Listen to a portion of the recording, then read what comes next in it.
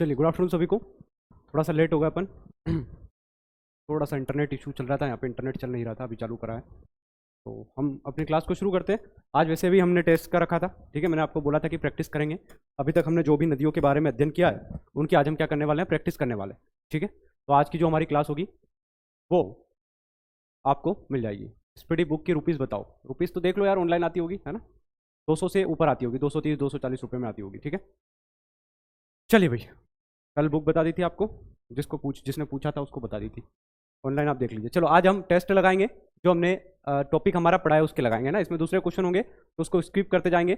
नदियाँ हमने पढ़ी हैं इसके पहले, तो नदियों से हम बात करेंगे। Bulbul Nagar, sir could you please tell me your surname. Okay, मेरा सरनेम है पाटीदार, ठीक है, PATIDAR, ठीक है, विशाल पाटीदार। चलिए, कहती है। आप जो पेपर देने वाले हो ना, वो पेपर वनडे एग्जाम है। कैसा है कहा जाता है। गोदावरी नदी अपवाह तंत्र का उदाहरण नहीं है। सिंधु, गोदावरी, ब्रह्मपुत्र, गंगा। बच्चों वाला प्रश्न, फटाफट से बताओ, फटाफट से बताओ। चलो भाई, फटाफट से आंसर करेंगे। मैं कम बोलूंगा आज, आंसर आपको ही करना है, ठीक है। आप लोगों के नाम में पढ़ूंगा कौन कितना सही आंसर करता है, क्योंकि सारी क्लास में सारी चीजें बता रखी है, वही टेस्ट में पूछा जा रहा है।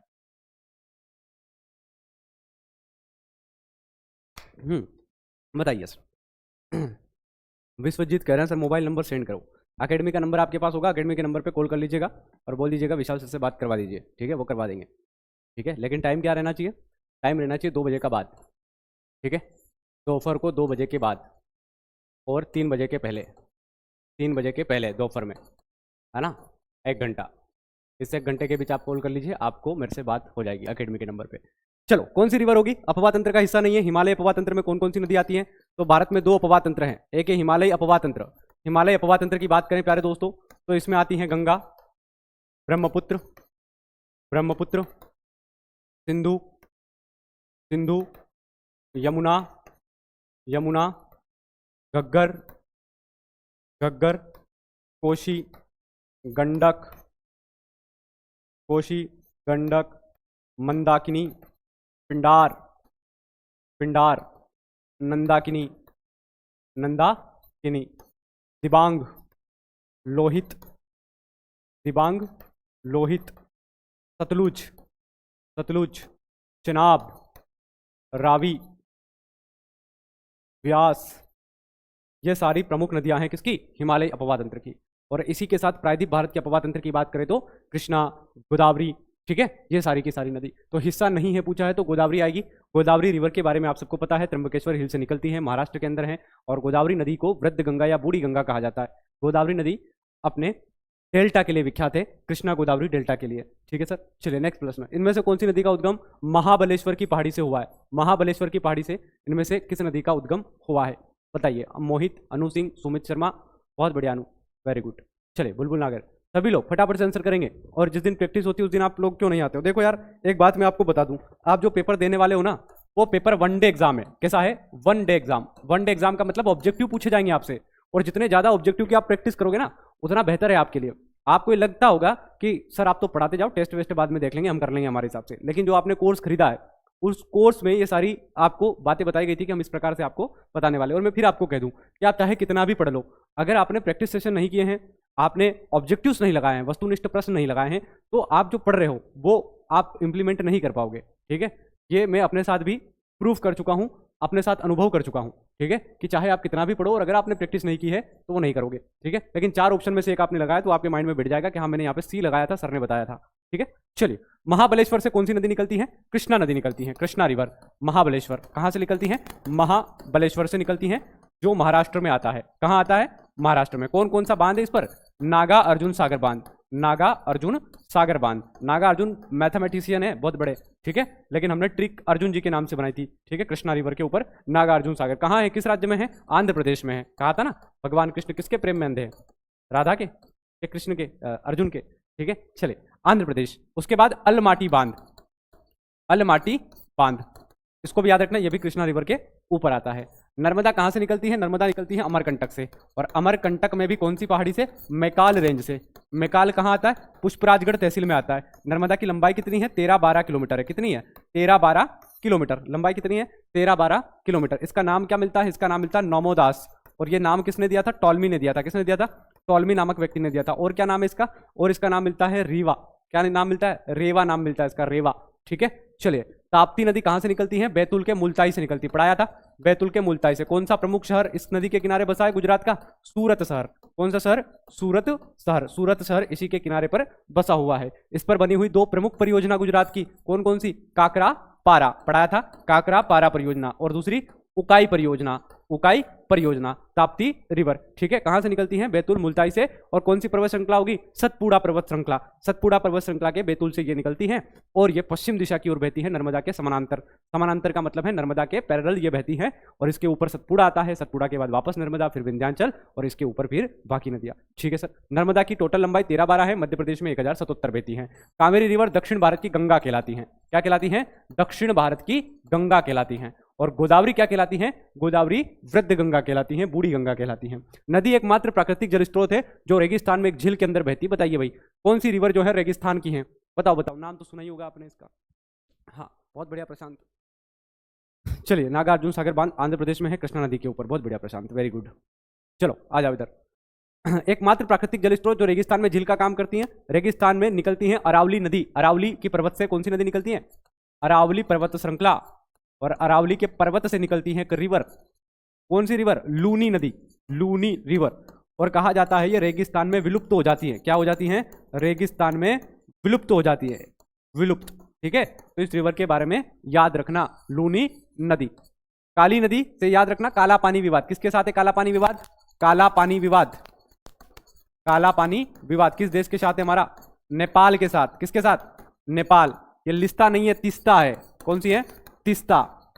तिस्ता नदी विवाद किसके साथ है, बांग्लादेश के साथ, बांग्लादेश के साथ। हिमालय का याद है कि नहीं आपको, हिमालय के 4 पार्ट याद है कि नहीं, हिमालय के 4 पार्ट पढ़े थे ना, असम हिमालय, कुमायूं हिमालय, ठीक है, अरुणाचल हिमालय। चलिए इसको याद रखेंगे भाई। आगे बढ़ते हैं नेक्स्ट प्रश्न पे। कौन सी नदी गंगा नदी की सहायक नदी नहीं है, कर्मनाशा, गंडक, सोन, माही। इनमें से कौन सी नदी गंगा नदी की सहायक नहीं है, ट्रिब्यूटरी नहीं है। हाँ, अरावली पर्वत से निकलती है, थार के डेजर्ट में विलुप्त हो जाती हैं, थार के डेजर्ट में क्या हो जाती हैं, विलुप्त हो जाती हैं। कौन सी नदी गंगा नदी की सहायक नदी नहीं है, बताओ। गंगा का याद है कि नहीं आपको, गंगा तेरा पानी क्या है, अमृत है। ये कौन सी रिवर, ये कौन सी नदी है, ये है भागीरथी, भागीरथी। लाइन से बोलते जाना, फटाफट रिवीजन करो। तो उसका क्या याद करवाया था आपको उस दिन मैंने, बोलोगे मेरे साथ साथ। ये क्या है, विष्णु गंगा, ये धौली गंगा, दोनों मिली कौन सी गंगा, कौन सा बना, चलो ये कौन सा प्रयाग बनेगा, विष्णु प्रयाग। याद करो फटाफट से। नेक्स्ट कौन सी रिवर आ गई, अब ये नाम क्या चेंज हो गया इसका, अलकनंदा। अलकनंदा आगे बढ़ी, अलकनंदा से कौन सी मिली, अलकनंदा से मिली इधर से आने वाली नंदाकिनी, नंदाकिनी। ऊपर से आ रही है अलकनंदा, अलकनंदा, अलक निरंजन, दोनों मिल गई, खत्म कहानी। क्या बना, कौन सा संगम, कौन सा, नंद प्रयाग, नंद प्रयाग। ठीक है, फिर आगे बढ़े भैया, आगे बढ़े भैया, आगे बढ़े। इधर से आने वाली एक रवि नदी, क्या नाम है, पिंडार, पिंडार। कौन सा प्रयाग बनेगा, कर्ण प्रयाग, कर्ण प्रयाग।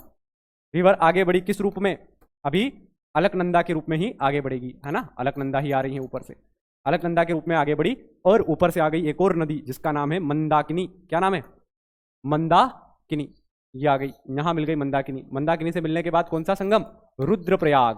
कौन सा बना, रुद्रप्रयाग। और इधर ऊपर से उत्तरकाशी जिले से ये नदी आ ही रही थी गंगा, और ऊपर से आने वाली अब मंदाकिनी हो जाएगा इसका नाम, है ना। अलकनंदा आ रही थी लेकिन मंदाकिनी की गैप डिफरेंस ज्यादा है, इसकी गहराई ज्यादा है, तो अब ये मंदाकिनी आगे बहेगी। और मंदाकिनी जो है जब भागीरथी नदी से मिलेगी तो ये संगम जो है आपका क्या कहलाएगा, देवप्रयाग कहलाएगा। और देवप्रयाग के बाद ही गंगा नदी का वास्तविक नाम गंगा हो जाता है प्यारे दोस्तों। ठीक है, चलिए बहुत बढ़िया। 5 प्रयाग याद कर लेना, पहला प्रयाग विष्णु प्रयाग, दूसरा प्रयाग नंद प्रयाग, तीसरा प्रयाग कर्ण प्रयाग, चौथा प्रयाग रुद्रप्रयाग, और 5वां देवप्रयाग। चलिए कौन सी नहीं होगी, सोन, माही, है ना, माही नहीं होगी, क्योंकि माही जब मध्य प्रदेश में आप आओगे ना तो माही धार के सरदारपुर से निकलती है। मध्य प्रदेश में एक डिस्ट्रिक्ट है धार, इंदौर के पास, यहां से ये नदी निकलती है माही, और ये इस प्रकार से फ्लो करती हैं, इस प्रकार से। तो यहाँ 2 बार ये कर्क रेखा को काट भी देती हैं, ठीक है। तो 2 टाइम्स क्या करती है, कर्क रेखा को काटती, निकलती कहाँ से, सरदारपुर से। सरदारपुर कहाँ आता है, सरदारपुर आता है धार के पास, है ना, धार में गंधवानी, सरदारपुर, बड़वानी, कुक्षी, ठीक है, ये सारे इलाके।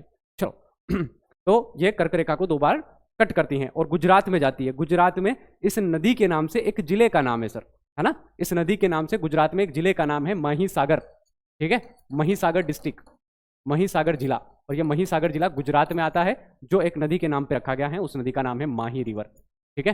तो माही नदी के नाम पर महिसागर जिला लगा हुआ है, ठीक है, बना हुआ है। सोन नदी कहाँ से निकलती है, सोन निकलती है मैकाल की पर्वत रेंज से, जहां से नर्मदा निकलती है। नर्मदा, जोहिला और सोन, ये तीनों रिवर निकलती हैं। जोहिला सोन की सहायक नदी है, जो कुछ आगे जाने के बाद सोन में ही मिल जाती है, जबकि सोन पटना के दीनापुर के अंदर जाके गंगा नदी में मिल जाती है। अर्थात सोन क्या हो गई, सोन नदी जो है वो ट्रिब्यूटरी हो गई किसकी, गंगा की। लेकिन कैसी ट्रिब्यूटरी है, दूसरी सबसे बड़ी ट्रिब्यूटरी है। पहली सबसे बड़ी ट्रिब्यूटरी या सहायक नदी अगर हम कहें हिंदी में तो यमुना रही, और प्रायद्वीप भारत की सबसे बड़ी ट्रिब्यूटरी सोन नदी कहलाएगी। इसी सोन नदी पर शहडोल के देवलोन में क्या बना हुआ है, बांध बना हुआ है। क्या नाम है उसका, बाण सागर परियोजना। कहां पर है, शहडोल में है। किसके नाम पर है, बाणभट्ट के नाम पे, ठीक है। चलो आगे आ जाओ। गंडक कहां से निकलती है, नेपाल से निकलती है। किस में मिलती है, गंगा में मिलती है, ठीक है। कोसी कहां से निकलती है, नेपाल से निकलती है। किस में मिलती है, गंगा में। कोसी क्यों विख्यात है, क्योंकि ये बिहार का शोक कहलाती है। बिहार में इससे क्या आता है, बाढ़ आती है, ठीक है। चलो नेक्स्ट प्रश्न आया, समझ में आ रहा है। निम्नलिखित में से कौन सी नदी उसके तट पर स्थित शहर के संबंध में सही मेल नहीं खाता है, बताओ भैया। यहां पर कौन सा सही मेल नहीं खाता है, ब्रह्मपुत्र, डिब्रूगढ़, नर्मदा, पुणे, गोमती, लखनऊ, चंबल, कोटा। कौन सा शहर एक नदी के साथ जुड़ा हुआ नहीं है। हाँ, गंगा बन गई, गंगा बन गई, कहां गई, बन गई। चलो फटाफट से आंसर करो यार, स्पीड से, स्पीड से, है ना। चीटिंग कितनी स्पीड से करते हो तुम लोग, करते हो कि नहीं करते हो, ऐसे करो। चलो कौन सी गलत है, गलत बताना है, गलत। कौन सी इनमें से मेल नहीं खाती है, कौन सी मेल नहीं खाती है। मेल कौन खाता है, मेल कोई नहीं खाता है। चलो बताइए भैया, भैया और बहनें फटाफट से आंसर कीजिए। चुनाव आ रहा है, कब है तुम्हारे यहाँ पे, अप्रैल में। तैयार रहिएगा, है ना, तैयार होके जाएंगे बिल्कुल एकदम अच्छे से। एमपी वालों को तो कोई मतलब ही नहीं है, ठीक है ना, तो कैलेंडर में भर्ती है ना कुछ है। तुम तो भाई चुनाव में वोट डालना ही मत, है ना, कहना है कि भाई पहले एसआई की भर्ती दे दो फिर चुनाव में। क्या गलत है इसमें से बताइए। पुणे, पुणे गलत है, नर्मदा पुणे के किनारे नहीं आता है, ठीक है, क्योंकि पुणे नीचे आता है, नर्मदा तो ऊपर ही रह जाती है ना। तो पुणे ये गलत दे रखा है। बाकी डिब्रूगढ़ असम, है ना, डिब्रूगढ़ गाड़ी चलती है ना, ट्रेन का नाम भी है। गोमती लखनऊ नदी के किनारे, मतलब लखनऊ गोमती नदी के किनारे है। और चंबल कोटा, है ना, चंबल नदी पर ही कोटा बैराज बना हुआ है, कोटा बैराज, जिसे जवाहर सागर डैम कहा जाता है। क्या कहा जाता है, जवाहर सागर डैम। अच्छा किस किस को पता है, चलो एक आप यहाँ एक एमसीक्यू बना देते हैं अपन, ठीक है। जोड़ी बनाएंगे भैया फटाफट से। नंबर 2, नंबर 3, पहला Gandhi Sagar, Gandhi Sagar 99 megawatt. Jawahar Sagar, Jawahar Sagar 172 megawatt. Rana Pratap Sagar, Rana Pratap Sagar 115 megawatt. बताओ क्या ये जोड़ी सही है, क्या ये जोड़ी सही है, या अगर सही नहीं है तो फिर सही क्या है, ठीक है सर, सही क्या है बताओ।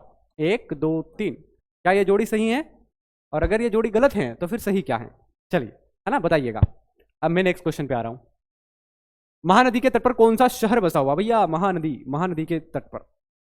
छत्तीसगढ़ की सिहावा पहाड़ी से निकलती है महानदी। कहां से निकलती है, छत्तीसगढ़ की सिहावा पहाड़ी से, ठीक है। छत्तीसगढ़ की सिहावा पहाड़ी से महानदी का उद्गम होता है। छत्तीसगढ़िया सबसे बढ़िया, छत्तीसगढ़। यहां पे एक पहाड़ी है सिहावा की पहाड़ी, सिहावा पहाड़ी, यहां से निकलती है महानदी।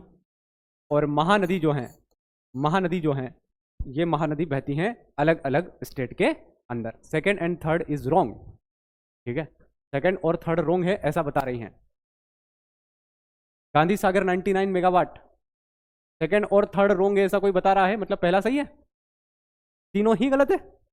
देखो तीनों ही रॉन्ग है ये, ठीक है। एक्चुअल में मैंने कहा था ना सबसे ज्यादा उम्र किसकी होगी इन तीनों में, राणा प्रताप, महाराणा प्रताप की, ठीक है, तो 172 मेगावाट महाराणा प्रताप से जोड़ी बना दीजिए आप।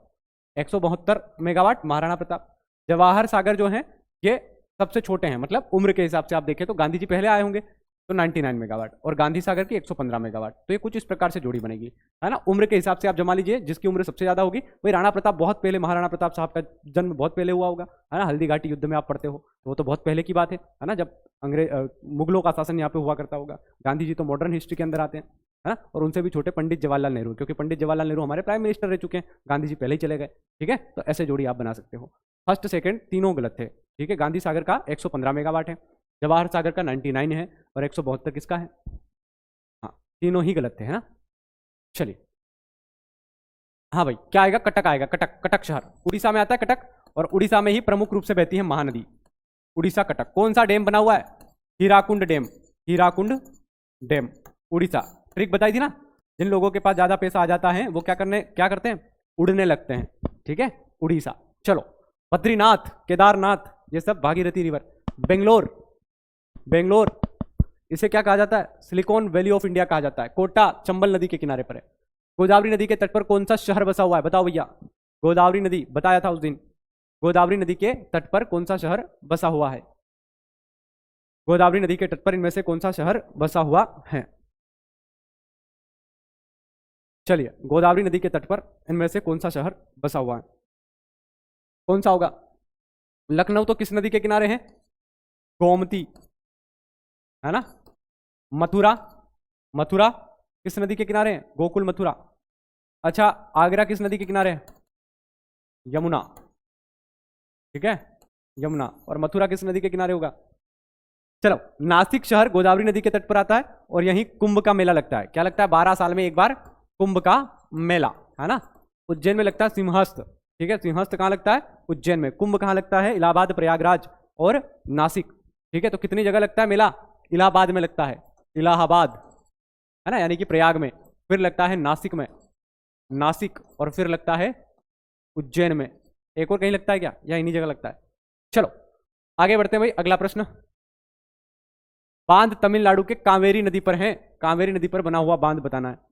इनमें से कौन सा बांध, हाँ, इनमें से कौन सा बांध कावेरी नदी पर बना हुआ है? क्वेश्चंस कर रहे हैं आप लोग, याद आ रहे हैं? जो हमने पढ़ा है वही पूछ रहे हैं आपसे। ठीक है, चलिए, इनमें से कौन सा बांध कावेरी नदी के ऊपर बना हुआ है? कावेरी रिवर पर इनमें से कौन सा बांध बना हुआ है? कौन सा बांध होगा कावेरी पर? कावेरी नदी पर इनमें से कौन सा बांध है? मेट्टूर बांध है ना, याद रखेंगे, मेट्टूर बांध। ठीक है, मेट्टूर बांध कावेरी नदी पर है। सरदार सरोवर सबको पता है, नर्मदा पर है। ठीक है, गोविंद वल्लभ पंत सागर, रिहंद। ठीक है, रिहंद रिवर, पंत सागर लेक। महात्मा गांधी जल विद्युत परियोजना किस जलप्रपात पर स्थित है? महात्मा गांधी जल विद्युत परियोजना, महात्मा गांधी जल विद्युत परियोजना, हुंड्रू, पायकारा, जोग या शिव समुद्रम? चलिए, महात्मा गांधी जल विद्युत परियोजना कहां पर आएगी? शिव समुद्रम पर आएगी। ठीक है, चलो, भाखड़ा नांगल परियोजना कौन सी नदी पर है? भांगड़ा कौन करता है? भांगड़ा नांगल बांध पंजाब राज्य, है ना। नदी बता दो, नदी, नदी बताओ भैया, नदी। गंगा, कावेरी, सतलुज या ब्रह्मपुत्र? गंगा, कावेरी, सतलुज या फिर ब्रह्मपुत्र? बहुत गर्मी है यार, पूछो ही मत, इतनी गर्मी है। हमारा खेतान जो है चल नहीं रहा है। चल जा भाई, चल जा। भाखड़ा नांगल परियोजना कौन सी नदी पर है? सतलुज रिवर पर, है ना। सतलुज और व्यास इस नदी पर बना हुआ है। ठीक है, और इसी से फिर नहर निकाली गई है। चलो आगे बढ़ते हैं। ब्रह्मपुत्र नदी के बारे में पता है ना आपको? ब्रह्मपुत्र नदी यहां से शुरू होती है, कहां से? मानसरोवर लेक से, है ना। मानसरोवर लेक, मानसरोवर लेक से ब्रह्मपुत्र आगे बढ़ती हैं तो इसके अलग अलग नाम मिलते हैं, अलग अलग नामों की हम चर्चा करेंगे, है ना। इसका नाम क्या क्या मिलता है? सांगपो। क्या मिलता है? सांगपो। कौन सा इलाका? ये तिब्बत है, तो तिब्बत में इसको कहते हैं सांगपो। क्या कहते हैं? सांगपो। फिर ये आगे बढ़ती हैं, आगे बढ़ने के बाद ये यू टर्न ले लेती हैं, और यू टर्न लेती है कहाँ आके? अरुणाचल प्रदेश में आके। ठीक है, और जब अरुणाचल प्रदेश में आकर इससे दो नदी मिलती हैं, कौन कौन सी दो नदी मिलती है अरुणाचल प्रदेश में? इससे दो नदी मिलती हैं। एक नदी है दिबांग, क्या नाम है? दिबांग। और एक है लोहित, क्या नाम है? लोहित। दिबांग और लोहित। तो अरुणाचल प्रदेश में इस नदी को क्या कहा जाता है? दिहांग कहा जाता है। क्या कहा जाता है? दिहांग कहा जाता है ब्रह्मपुत्र को। ठीक है, तो ब्रह्मपुत्र का नाम अभी ब्रह्मपुत्र नहीं हुआ है, अभी ब्रह्मपुत्र का नाम दिहांग हो गया है। ध्यान से सुनना, क्या हो गया है? दिहांग। देखो ये दिबांग है, व बकरी का आ रहा है इसमें, और इसमें ह आ रहा है ना। देखो दी बा ग, और ये है दी हा ग, दोनों अलग अलग है। ये दिबांग है, ये दिहांग है। दिबांग एक अलग नदी का नाम है, जबकि दिहांग ब्रह्मपुत्र का अरुणाचल प्रदेश में नाम है। ठीक है, और कब नाम दिहांग होगा? जब दिबांग नदी और लोहित नदी इसमें आकर मिल जाएगी तो ये दिहांग बन जाएगी। फिर ये दिहांग के रूप में आगे बढ़ेगी, और जैसे दिहांग के रूप में आगे बढ़ती हैं तो ये असम में प्रवेश कर जाती हैं, और जैसे ये असम में प्रवेश करती हैं तो इसका नाम हो जाता है ब्रह्मपुत्र, है ना। क्या नाम हो जाता है? ब्रह्मपुत्र। तो पूछा जाएगा कि ब्रह्मपुत्र का नाम ब्रह्मपुत्र कहाँ मिलता है? तो असम में मिलता है। पहले क्या है? सांगपो। सांगपो के बाद दिहांग हो जाती है अरुणाचल प्रदेश में, फिर ये आती हैं ब्रह्मपुत्र के नाम से, और फिर ये आगे आगे बढ़ती हैं, और जब ये आगे बढ़ती हैं तो ये कहाँ प्रवेश कर जाती हैं? बांग्लादेश के अंदर। कहाँ प्रवेश कर जाती हैं? बांग्लादेश के अंदर प्रवेश कर जाती हैं, और बांग्लादेश में इसका नाम मिलता है जमुना। क्या नाम मिलता है? जमुना नाम मिलता है बांग्लादेश के अंदर। और बांग्लादेश के ही अंदर इधर से आने वाली गंगा नदी का नाम मिलता है पद्मा। ठीक है, तो ऊपर तो ये गंगा रहती है, लेकिन जैसे ही ये मान लीजिए यहाँ नीचे आके ये जो बॉर्डर है ये बांग्लादेश की, इसके नीचे व्हाइट वाली बॉर्डर के नीचे बांग्लादेश है, तो बांग्लादेश में आकर ये पद्मा बन जाती हैं। ठीक है, क्या बन जाती हैं? पद्मा। और जब ये दोनों ही रिवर बनती हैं और दोनों ही रिवर ये आगे बढ़ती हैं, जैसे कि ये गंगा आगे बढ़ी और ऊपर से आ रही ब्रह्मपुत्र, ये दोनों ब्रह्मपुत्र और गंगा मिल जाती हैं तो एक तीसरी रिवर का नाम मिल जाता है, और ये तीसरी रिवर जो है क्या कहलाती हैं? मेघना कहलाती हैं। क्या कहलाती हैं? मेघना। और जब ये समुद्र में मिलती हैं तो ये मेघना बन के मिलती हैं। तो ब्रह्मपुत्र न तो शुरुआत में ब्रह्मपुत्र हैं, न ब्रह्मपुत्र अंत में ब्रह्मपुत्र हैं। ब्रह्मपुत्र केवल असम वाले राज्य में ब्रह्मपुत्र हैं, लेकिन नाम देखिए केवल एक राज्य के कारण आज पूरे भारत में हम ब्रह्मपुत्र कहते हैं। ठीक है सर, चलिए आगे समझ में। बहुत बढ़िया। पद्मा और जमुना मिली तो मेघना बन गई। ठीक है, दिबांग और लोहित मिली तो दिहांग बन गई। असम में ब्रह्मपुत्र सबसे ज्यादा बाढ़ आती है असम के मैदानों में, और ऊपर से जब ये निकली तो इसका नाम सांगपो हुआ। याद रहेगा? बहुत बढ़िया। चलो आगे बढ़ते हैं। तो गंगा को भी समझ लिया हमने, ब्रह्मपुत्र की तो हमारा रिवीजन हो गया। निम्नलिखित में से कौन सा बिराज बांध भारत और बांग्लादेश की सीमा के सबसे नजदीक है?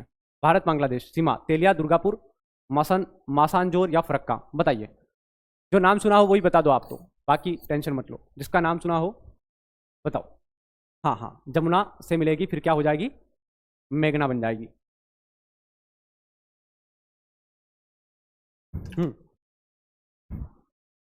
निम्नलिखित में से कौन सा बांध सबसे नजदीक है?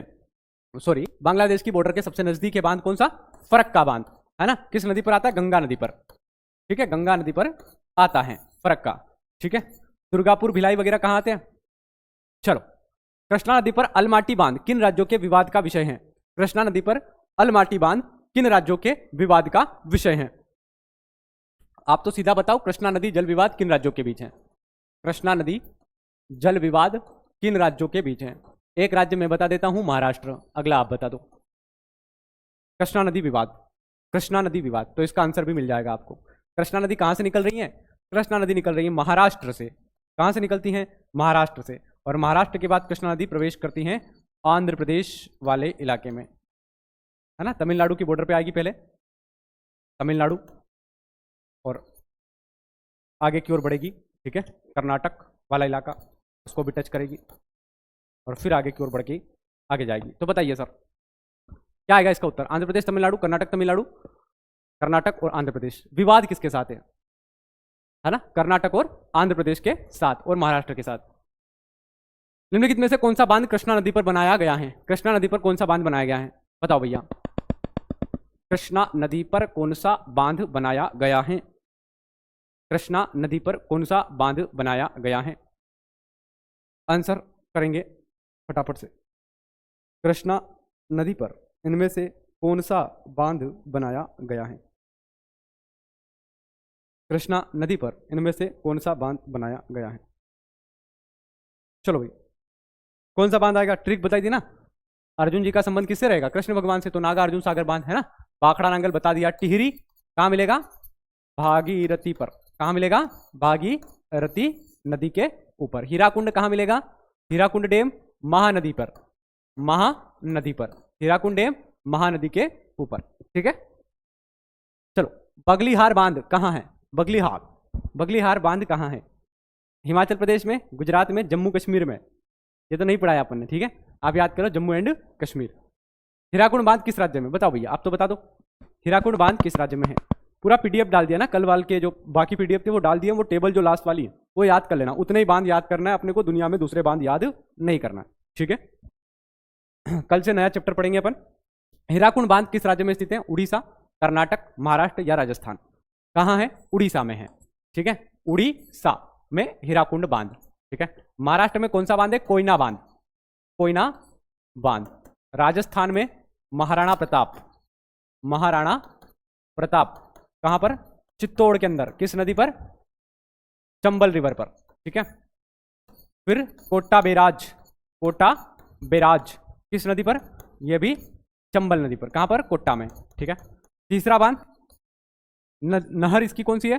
तीसरी नहर, एक सबसे इंपॉर्टेंट नहर है यहाँ पे राजस्थान में, इंदिरा गांधी कैनाल, ठीक है, इंदिरा गांधी कैनाल। और ये जो इंदिरा गांधी कैनाल है ये राजस्थान में जो आपका थार डेजर्ट वाला इलाका है वहां पे सिंचाई उपलब्ध करवाती है, ठीक है। तो राजस्थान के बारे में थोड़ा सा ध्यान रखें। निम्न में से कौन सा बांध झारखंड में स्थित है? कोयना, मिट्टूर, सरदार सरोवर। बताइए कौन सा झारखंड में? मतलब तीन नहीं है, एक ही है केवल, देख लो, अभी बताया, ठीक है। थोड़ा सा दिमाग लगा लोगे तो आंसर तक पहुंच जाओगे, है ना। ये आउट है प्रश्न। अभी कोयना भी मैंने बता दिया था, मिट्टूर भी मैंने बता दिया था, सरदार सरोवर भी बता दिया, और मैथन आंसर होगा इसका, क्योंकि सरदार सरोवर नर्मदा पर आता है, आप सबको पता है। मेट्टूर कावेरी पर आता है, थोड़ी देर पहले पढ़ा था। कोयना अभी जस्ट बताया, महाराष्ट्र में आता है। पूछ रहा है झारखंड में कौन स्थित है, तो मैथन बांध है जो आपका दामोदर रिवर प्रोजेक्ट का हिस्सा है, दामोदर नदी वैली प्रोजेक्ट का हिस्सा है। 3-4 नदियों पर बड़े बड़े बांध बनाकर पूरे झारखंड में सिंचाई और जल आपूर्ति करने के लिए, साथ ही साथ बिजली उत्पादन के लिए बनाया गया है। और मैथन बांध दामोदर रिवर वैली प्रोजेक्ट का हिस्सा है, और ये झारखंड में आता है। झारखंड में एक नदी बहती है जिसका नाम है स्वर्ण रेखा रिवर, है ना, स्वर्ण रेखा नदी। इस स्वर्ण रेखा नदी के ऊपर बना हुआ है हुंडरू वाटरफॉल, हुंडरू, है ना, हुंडरू वाटरफॉल स्वर्ण रेखा नदी पर। और यहीं पर एक नदी बहती है जिसका नाम है दामोदर नदी। ये दामोदर नदी जो है इसको जैविक मरुस्थल कहा जाता है प्यारे दोस्तों। क्या कहा जाता है? जैविक मरुस्थल कहा जाता है, मरुस्थल, ठीक है। इसमें कोयला का उत्पादन होता है। किसका उत्पादन होता है? कोयला का उत्पादन होता है। जैविक मरुस्थल है और इसमें किसका उत्पादन होता है? कोयले का उत्पादन होता है, ठीक है। किस नदी पर और किस राज्य में जायकवाड़ी बांध स्थित है? बताओ भैया, जायकवाड़ी बांध कहां पर स्थित है?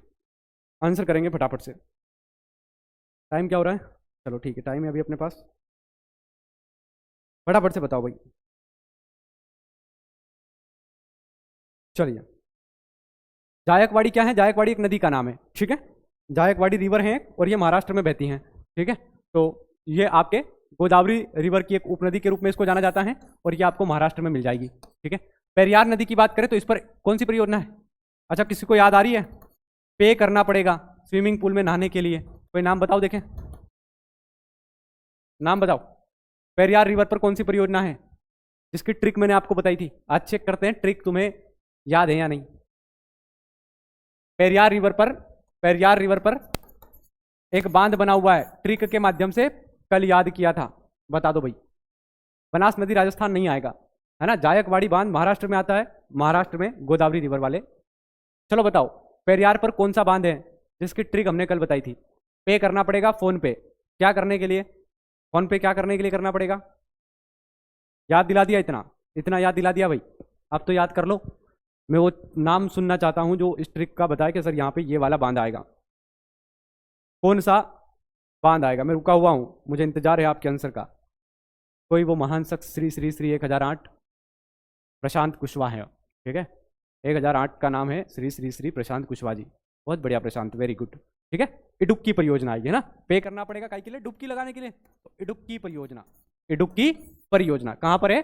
पेरियार नदी पर। बहुत बढ़िया, बहुत बढ़िया अनु पाटीदार जी, अनु और प्रशांत, ठीक है। चलो, 3 लोगों ने बताया आंसर। इडुक्की परियोजना बनास नदी राजस्थान में है, रावी नदी पंजाब में है। सलाल परियोजना निर्माण किस नदी पर किया गया है? सलाल रिवर वैली प्रोजेक्ट, बहुत बढ़िया। सलाल प्रोजेक्ट कहां पर है? कश्मीर में है, कश्मीर में एक नदी बहती है, प्यारी सी नदी, कश्मीर में तो हर चीज़ प्यारी होती है ना। कश्मीर के एप्पल, कश्मीर की वादियाँ, ठीक है, सब प्यारा है वहाँ पे। चलो, लद्दाख में भी शायद सरकार को कुछ प्यारा नहीं लग रहा है, इसीलिए सरकार नहीं सुन रही बेचारे लद्दाख वालों की। सलाल परियोजना का निर्माण किस नदी पर किया गया? चेनाब, कृष्णा, भीम या मंजरा? चेनाब, कृष्णा, भीम या मंजरा, कौन सी नदी आएगी? चेनाब रिवर, है ना, चेनाब रिवर। मानसून के दौरान निम्नलिखित में से किन हवाओं के कारण भारत में वर्षा होती है? ये तो पढ़ा ही नहीं अभी। चलो बताओ यार, टेस्ट मान लो कि मान लो ये प्रश्न आ गया तो क्या करेंगे, है ना। नेक्स्ट हमारा जो सेशन होगा वो इंडियन के जो मानसून सिस्टम है उसी के ऊपर होगा, ठीक है।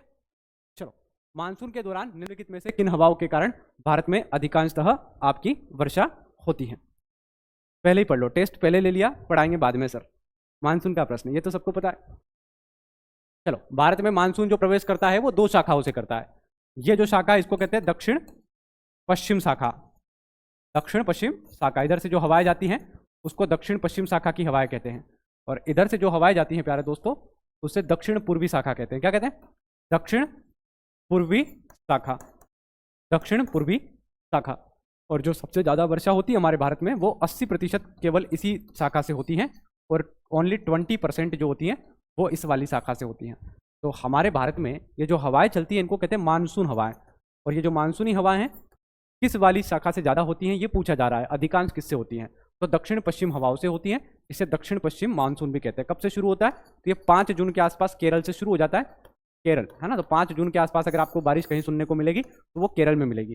फिर धीरे धीरे ये मानसून आगे बढ़ता है, और जैसे ही मुंबई में ये प्रवेश करता है तो मध्य प्रदेश के लोग थोड़ा सा खुश हो जाते हैं, क्योंकि मुंबई महाराष्ट्र में आता है और महाराष्ट्र हमारा पड़ोसी राज्य है। तो लोग कहते हैं कि भाई मुंबई में आ गया, मतलब लगभग 7 दिन के बाद मानसून कहाँ प्रवेश करेगा?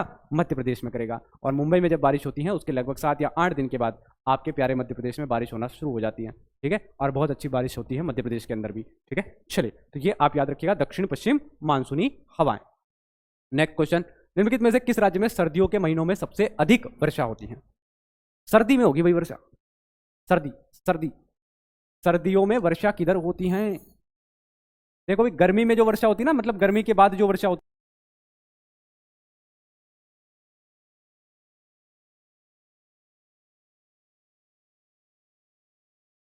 है उसको हम क्या कह रहे हैं? उसको हम कह रहे हैं मानसून। क्योंकि अभी देखो, अभी मई जून में गर्म हो जाएगा पूरा मध्य भारत का इलाका, और पूरा का पूरा इलाका ट्रॉपिक ऑफ कैंसर 21 जून पर सूर्य लंबवत होता है, तो पूरा का पूरा जो हमारा इलाका ये गर्म हो जाता है। और जब ये गर्म हो जाता है तो समुद्री हवा इसकी ओर बढ़ने लगती है।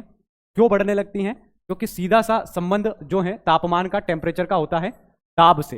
यानी कि जैसे ही भारत का ये क्षेत्र गर्म होगा और समुद्र का ये क्षेत्र इसकी अपेक्षाकृत कम गर्म होगा, तो यहाँ पर दाब जो होगा वो ज़्यादा हो जाएगा, और दाब जहाँ ज़्यादा होता है वहाँ से दाब कम दाब की ओर जाता है। और जो चीज़ गर्म होती है उसका दाब क्या होता है?